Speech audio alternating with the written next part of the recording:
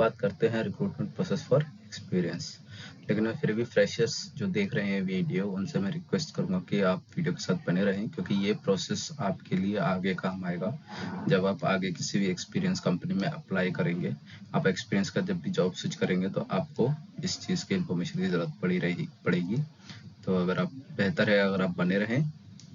ठीक है, चलिए वीडियो को स्टार्ट करते हैं। तो वीडियो में सबसे पहले मैं आपको बताने वाला हूँ कि जो एलिजिबिलिटी क्राइटेरिया है ये आपका बीजीसी के साइन पे चेक होगा।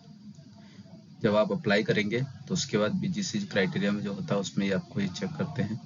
मैक्सिमम टाइम जो आपकी अगर रिजेक्ट होती है तो वो रिजेक्ट हो जाएगी यहाँ पे, अगर आपके ये क्राइटेरिया नहीं है। और वैसे एक्सपीरियंस वालों के लिए तो ये क्राइटेरिया पहले भी उन्होंने मीट कर रखा होगा, तो ये नहीं बॉदर करते। बट आपको इस चीज़ का ध्यान रखना है कि आप किसी प्रोफाइल के लिए अप्लाई कर रहे हैं तो उसका जीडी जरूर एक बार पढ़े, जीडीपी क्या है, और जीडी के हिसाब से अपना और स्किल्स के हिसाब से अपना रिज्यूमे मॉडिफाई करें। ठीक है, ये बहुत ज़रूरी होता है, जिससे कि आपकी क्या है शॉर्टलिस्ट होने के सबसे ज़्यादा चांस। तो चलिए आप कहाँ से अप्लाई कर सकते हैं ये देखते हैं। आप naukri.com से अप्लाई कर सकते हैं, लिंक्डइन से अप्लाई कर सकते हैं, इन्फोसिस कैरियर पोर्टल से अप्लाई कर सकते हैं। इन्फोसिस मैं प्रेफर करता हूं कि आप इन्फोसिस कैरियर पोर्टल से ही अप्लाई करें, क्योंकि अगर naukri.com या लिंक्डइन से करेंगे तो आपको पूरा प्रोसेस करके आखिरी में रिजेक्ट कर देंगे। रिजेक्ट करके आपकी एक नई प्रोफाइल क्रिएट करेंगे। ठीक है, उसके अकॉर्डिंग ही आपको पूरा ही ऑफर लेटर वगैरह दिया जाएगा। इसका मैं आपको कारण बताता हूँ ऐसा क्यों होता है, क्योंकि जब भी आप लिंक्डइन नौकरी से अप्लाई करते हैं तो वो आपको एज अ रेफरेंस देते हैं, तो आपकी प्रोफाइल वहां से उठाई गई है। तो अगर आप सेलेक्ट होते हो तो they have need to provide some benefits to them. So वो क्या करते हैं, इसलिए मैं बेटर आपको कहूँगा अगर आप इन्फोसिस कैरियर पोर्टल से अप्लाई कर रहे हैं तो आपके पास इंटरव्यू कॉल पहली बात तो फास्ट आएगी, जल्दी आएगी, और आपका प्रोसेस भी फास्ट होगा। तो इस चीज़ को ध्यान रखना, क्योंकि ये चीज़ मैंने ऑब्जर्व करी है और काफ़ी लोगों के साथ हुआ भी है। ठीक है, और मेरे साथ भी हुआ था जब मैंने naukri.com से मेरे पास आया था तो वो रिजेक्ट करके पूरा प्रोसेस हो गया था, बट रिजेक्ट करके फिर एक नई प्रोफाइल बनाई उसी में माई एप्लीकेशन के अंदर, और उसके थ्रू मेरे को इन्होंने ऑफर लेटर रिलीज किया। चलिए ठीक है, अब मैं बात करता हूँ कंप्लीट प्रोसेस की कि इसमें क्या क्या आपके स्टेप्स होते हैं जो आपको फॉलो करने हैं। तो जब आपके पास सबसे पहले आपकी जॉब शॉर्टलिस्ट हो जाएगा, आपका रिज्यूमे शॉर्टलिस्ट हो जाएगा, तो उसके बाद आपके पास टीम एक टेक्निकल टीआर वन के लिए एक मेल आएगा, जिसमें आपके पास टीम्स की लिंक होगी, जिसपे आपको टाइम और डेट दिया रहेगा किस दिन आपका होगा। तो मैं टेक्निकल राउंड की बात करता हूँ डीपली कि इसमें आपसे क्या क्या पूछा जा सकता है। तो बेसिकली सबसे पहले आपको याद रखना है कि 30 to 45 का ये इंटरव्यू होता है, 30 to 45 मिनट्स का। तो इसकी एक स्ट्रेटेजी होती है जो कि मैक्सिमम एक्सपीरियंस लोग फॉलो करते हैं, क्योंकि टेक्निकल वन राउंड आपका क्या होता है कि आपका फर्स्ट क्लियरेंस होता है, स्क्रीनिंग राउंड टाइप होता है, जिसमें आपको क्लियर बैक से लोगों को छाटते हैं। तो याद रखना, जब आपको वो इंट्रोड्यूस योरसेल्फ बोले तो आपको मैक्सिमम जो फोकस रखना है अपना स्किल सेट और अपने प्रोजेक्ट्स पे रखना है, और ये उम्मीद करना है कि आपका जो वो है कम से कम 10 मिनट तक आप अपना इंट्रोडक्शन दे पाओ। तो क्योंकि फिर इंटरव्यूअर के पास सिर्फ 20 मिनट बचेंगे आपको इवेल्युएट करने के लिए, तो वो सिर्फ और सिर्फ लिमिटेड ही क्वेश्चन आपसे पूछ पाएगा। दैट इज रिकमेंडेशन कि आप अगर ऐसा करते हो और आप इंटरव्यू अगर इफेक्टिव देते हैं तो वो आपसे 20 मिनट में ही क्वेश्चंस पूछेगा। टेक्निकल वन राउंड में आपसे वो जो आपने जो स्किल्स लेके, फॉर एग्जांपल मैं जावा का बंदा था, ठीक है, जावा स्प्रिंग बोर्ड पे मैं काम करता हूँ प्लस AWS, तो उन्होंने सबसे पहले मेरे से जावा 8 के क्वेश्चंस पूछे थे कि जावा 8 के कॉन्सेप्ट क्या क्या होते हैं, जिसमें से उन्होंने लैम्डा और स्ट्रीम एपीआई पे फोकस किया था, और एक थ्योरेटिकल क्वेश्चन पूछा था फंक्शनल इंटरफेस पे। ठीक है, तो मैं यहाँ पे मेंशन कर रहा हूँ स्ट्रीम एपीआई। अगर आप जावा के लिए अप्लाई कर रहे हैं तो आपको स्ट्रीम एपीआई जरूर पूरा करना है अच्छे से, सारे मेथड, इसके सारे इंटरमीडिएट टर्मिनेटेड सारे स्टेप्स आपको पढ़ लेने हैं अच्छे से। दूसरा लैम्डा एक्सप्रेशन, ये लैम्डा एक्सप्रेशन की जरूरत क्यों पड़ी और इसका फायदा क्या है, बेनिफिट क्या है इसके लैम्डा एक्सप्रेशन के। तीसरा फंक्शनल इंटरफेस। ठीक है, जब हमारे पास नॉर्मल इंटरफेस था और हमारे पास डिफॉल्ट मेथड था, तो फंक्शनल इंटरफेस की जावा 8 में जरूरत क्यों पड़ी। ठीक है, तो ये मेन चीजें जो आपको पढ़नी है TR1 के लिए, जिससे कि अगर आप जावा के लिए अप्लाई कर रहे हैं, जो कि अभी सर्विस बूम कर रहा है, वैकेंसीज काफ़ी ज़्यादा हैं, अगर आप इसके लिए अप्लाई कर रहे हैं तो आपको ये चीज़ स्ट्रीम एपीआई, लैम्डा और फंक्शनल इंटरफेस जरूर पढ़ना है।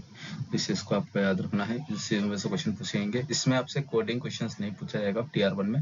हाँ, अगर आपको सिर्फ एक ही TR होना होगा तो वो आपसे बेसिक क्वेश्चन पूछ लेंगे, जो कि मेरे पे पूछा गया था। क्या मैं बताता हूँ मेरे से क्या पूछा गया था। स्ट्रीम एपीआई पे क्वेश्चन पूछा गया था, जिसमें ये बोला था कि आपके पास एक लिस्ट है, उसको शॉर्ट करना है using stream API. That is very simple question जो कि उन्होंने पूछा था, जिसमें आप मेथड यूज कर सकते हो डायरेक्ट शॉर्ट का। बस आपको पता होना चाहिए कि आपको कैसे उसमें इंटरमीडिएट इंटर मेथड इंप्लीमेंट करने हैं, कैसे आपको टर्मिनेट मेथड इंप्लीमेंट करने हैं शॉर्टिंग के लिए, ठीक है। और ज़्यादातर इसके अलावा एक क्वेश्चन पूछ लेते हैं मैक्स निकालने के लिए, सेकंड मैक्स निकालने के लिए। तो ये आपको 2-3 क्वेश्चन प्रिपेयर करने हैं स्ट्रीम एपीआई पे, अगर आप जावा प्रोफाइल के लिए दे रहे हैं तो, ठीक है। आपका TR1 हो जाता है, तो अगर आप 2 से 6 साल का एक्सपीरियंस है और आप TR में अगर आप उन्होंने आपसे 10 क्वेश्चन पूछे हैं और आपने 6 के आंसर करेक्ट दे दिए हैं, तो आपका मैनेजरियल राउंड के लिए हो जाएगा। आप मैनेजर लाइन में वो आपका मैनेजरियल राउंड शुरू होगा, फॉर श्योर होगा। इस चीज़ की मैं आपको देता हूँ, आपको 10 में से 6 क्वेश्चन मिनिमम सही करने हैं, ठीक है। और कोशिश करना, अगर जिसका कभी कार क्वेश्चन का आंसर नहीं आता तो आप डायरेक्ट बोल सकते हैं, I will be noting down this question, I have not gone through this, I will take a look into this, thank you.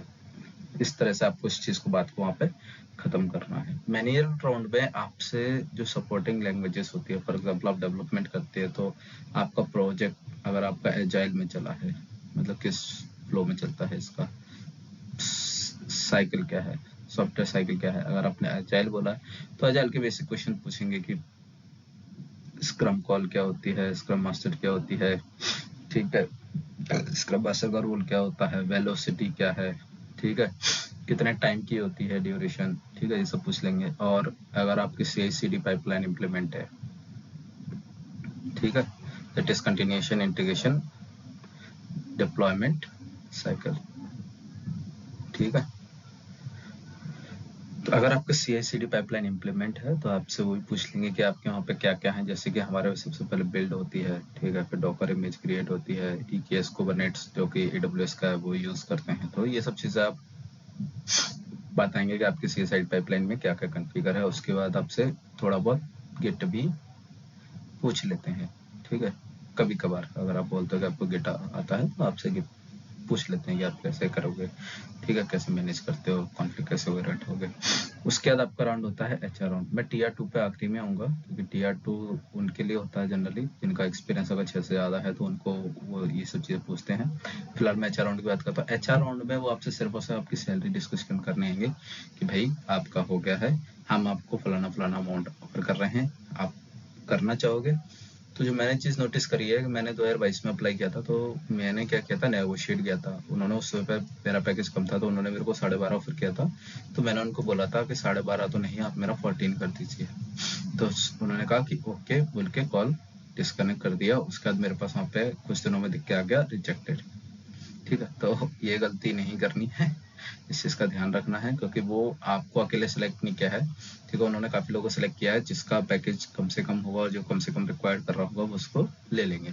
तो अगर आपको पैकेज ऑफर करने आते हैं तो इनिशियली आपको उसको एक्सेप्ट हाँ ही बोलना है, ठीक है। कोशिश करनी है कि हाँ ही बोलना, जिससे आपके पास ऑफर आ जाए, जिसके बेसिस पे आप आगे प्ले करना चाहें तो कर सकते हैं। तो अगर एक्सपीरियंस है तो प्लीज़ ये गलती ना करें, आपको बाद में मेरी तरह रिग्रेट होगा, ठीक है। तो 2 साल बाद फिर मैंने 2023 में फिर अप्लाई किया था। तो उसमें मेरे को, क्योंकि उधर ही मेरे को पुरानी कंपनी में भी अच्छा हाइक मिल गया था, तो उधर मैंने काफ़ी अच्छे अमाउंट के लिए किया था। तो उधर मेरा TR2 हुआ था। पहले में मेरा TR1 से ही काम चल गया था, दूसरी बार में मेरा TR2 भी हुआ था। TR2 में वो अच्छे क्वेश्चन पूछेंगे, फॉर श्योर अच्छे क्वेश्चन पूछेंगे आपको। वो कभी कभार इसको क्लाइंट इंटरव्यू के भी नाम से बोल देते हैं कि आपका क्लाइंट इंटरव्यू, ठीक है। बट जनरली ऐसा वो होगा नहीं, ठीक है। तो जनरली वो ये भी बोल देते हैं कि क्लाइंट इंटरव्यू है और टेक्निकल राउंड 2 है, उसमें आपसे अच्छे क्वेश्चन पूछेंगे, जिसमें कि आपको एक क्वेश्चन तो ज़्यादातर सबसे फेवरेट क्वेश्चन होता है सबका, जिसकी आपका मालूम है हैश मैप की वर्किंग, ठीक है। दूसरा क्वेश्चन पूछेंगे आपसे कलेक्शंस, ठीक है। कलेक्शंस का क्वेश्चन रहेगा काफ़ी अच्छा, हैश मैप को छोड़ के जो और कलेक्शन है, वेक्टर है, अरे लिस्ट है, लिंक लिस्ट है, ठीक है, ये सब पूछेंगे आपसे। और तीसरा पूछी जाती है डिज़ाइन पैटर्न, ठीक है। मेरे से जो पूछा गया था, मेरे से फैक्ट्री डिजाइन पैटर्न और सेकेंडरी डिजाइन पैटर्न पूछा गया था, जो कि मैंने आराम से बता दिया था। ठीक है, तो ये चीज डिजाइन पैटर्न पे आ जाते हैं, कलेक्शन पे आ जाते हैं। उसके बाद अगर आप जावा स्प्रिंग बूट पे हैं तो स्प्रिंग प्रोफाइलिंग।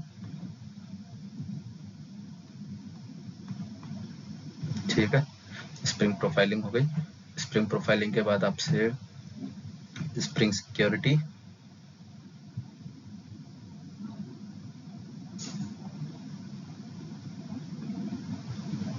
ठीक है, स्प्रिंग सिक्योरिटी, फिर आपसे स्प्रिंग बूट एक्सेप्शन,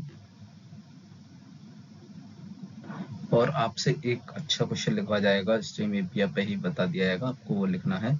उसमें जो क्वेश्चन दिया जाएगा आपको, एक लिस्ट वन, जो मेरे से पूछा था बता देता हूँ आपको। List one of object employ, list two list two the department. ठीक है, लिस्ट वन में सैलरी और डिपार्टमेंट का था, इसमें ये बोला था इन दोनों को मर्ज करके एक फ्लैट मैप बनाना है, जिसमें कि जिस एम्प्लॉय की सबसे ज्यादा सैलरी हो वो ऑब्जेक्ट रिटर्न करना था। ठीक है, तो आप ये सब चीजें देख सकते हैं अगर आप सीरियस हैं जॉब के लिए, और आपको अगर चाहिए तो TR2 अगर आपका होता है तो आपको ये सब चीजें पता होनी चाहिए। HMAP collection, design pattern, spring exception, spring security and one stream API का तगड़ा क्वेश्चन, जिसे बोल सकते हैं भाषा में तगड़ा क्वेश्चन। ठीक है, तो इसके बाद आपका ऑफर लेटर रिलीज होने में, ये सबसे HR राउंड के बाद ना सबसे तगड़ा जो टाइम होता है ये ऑफर लेटर में होता है। ये जो पूरा प्रोसेस है आपका 2 से 3 हफ्ते में हो जाएगा। It will take 2 to 3 weeks only. ठीक है, बट जो अगला प्रोसेस है ऑफर लेटर, इसमें आपको रिक्वायरमेंट के बेसिस पे, अगर अर्जेंट रिक्वायरमेंट तो आपका 1 महीने के अंदर आ जाएगा, वरना 2 महीने के अंदर मैक्सिमम ऑफर लेटर आ जाते हैं। ठीक है, और मैंने इस पे काफी सारे वीडियो बना रखे हैं कि अगर आप जैसे आपका इंटरव्यू वगैरह हो जाता है, उसके बाद आपको कैसे पता चलेगा कि आपकी प्रोफाइल कहाँ पे अटकी हुई, क्योंकि वहाँ पे सिर्फ आपको डिसीजन पेंडिंग ही दिखाएगा, बट मेरा उसमें कंप्लीट बता रखा है कि आप कैसे चेक कर सकते हैं आपकी प्रोफाइल कहाँ पर है, कि इवेल्युएटिंग लेवल पे है, इंटरनल रिव्यू पर है, या सेलेक्ट फॉर एन ऑफर हो चुकी है, या फिर पेंडिंग फॉर अप्रूवल है। ठीक है, तो वो सारे आपको दिख जाएंगे, और आपको क्या क्या उनके स्टेटस कोड होते हैं वो भी है। तो वीडियो मेरे चैनल पे अवेलेबल है, तो अगर आपको ये वीडियो भी अच्छी लग रही है तो लाइक सब्सक्राइब करके आप मेरी और भी वीडियोस देख सकते हैं। जब आपका ऑफर लेटर, जब HR इंटरव्यू हो जाएगा तो आप अपने आप ही यूट्यूब पे सर्च करोगे, तो बेटर है कि आप मेरे चैनल को सब्सक्राइब कर लें फॉर फर्दर, और आपको ऑफर लेटर मिलेगा। जो मैं बोल रहा हूँ अगर आप इतना कर लोगे तो आपका जरूर ऑफर लेटर हो जाएगा सिलेक्शन। आप, क्योंकि मैंने भी दिया था और मेरा एक ही बार में वही शॉर्ट में मेरा क्लियर हुआ है। ठीक है, और मेरा जो पैकेज था वो 20 LP के लिए हुआ था, आपको यही बता देता हूँ। तो आप समझ सकते हैं कि उन्होंने मुझसे क्या क्या पूछा होगा और कितना कितना पूछा होगा। ठीक है, ये डिस्क्लोज नहीं करनी होती है, बट फिर भी मैं आपके इन्फॉर्मेशन के लिए डिस्क्लोज कर रहा हूँ कि आपको ये यकीन हो कि हाँ, अगर आप इतना कर लोगे तो आपका भी हो सकता है। ठीक है, तो ये एक्सपीरियंस लोगों की बात थी, ये सारी चीज़ें बातें हो गई हैं। ठीक है, thank you guys for watching the video. अगर आपको वीडियो अच्छी लग रही हो तो लाइक कर दें, सब्सक्राइब कर दें, और हाँ, एक और चीज़, जितनों को आपको लगता है कि ज़रूरत है उनको आप ये वीडियो शेयर कर दें, जिससे उनके वो काम आ पाए। Thank you guys.